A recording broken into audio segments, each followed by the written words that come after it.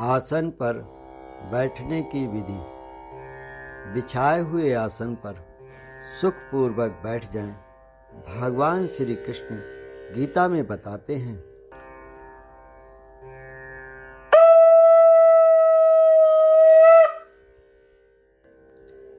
तत्र एकाग्रं मनः कृत्वा यत् चित्तेन्द्रिय क्रियः उपविश्य आसने युञ्ज्यात् योगम आत्मविशुद्धये।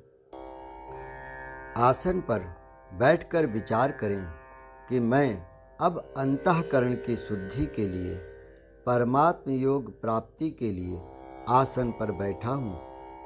आसन पर बैठने के बाद इधर उधर हिले डुले नहीं, कारण शरीर की चंचलता मन को स्थिर नहीं होने देती। इसलिए ध्यान के समय शरीर का स्थिर रहना बहुत आवश्यक है। अब आप ध्यान के अगले चरण में प्रवेश करें। ऐसा दृढ़ निश्चय करें कि चित्त को केवल परमात्मा में ही लगाना है।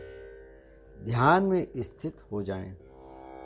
दृढ़ निश्चय करने पर भी संसार की कोई बात याद आ जाए तो यही समझें कि यह चिंतन मेरा किया हुआ नहीं है। यह चिंतन अपने आप आया हुआ है।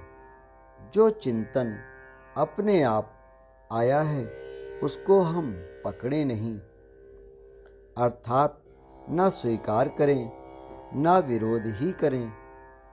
ऐसा अभ्यास करने पर वह चिंतन निर्जीव होकर नष्ट हो जाएगा, अर्थात जैसे आया है वैसे चला जाएगा।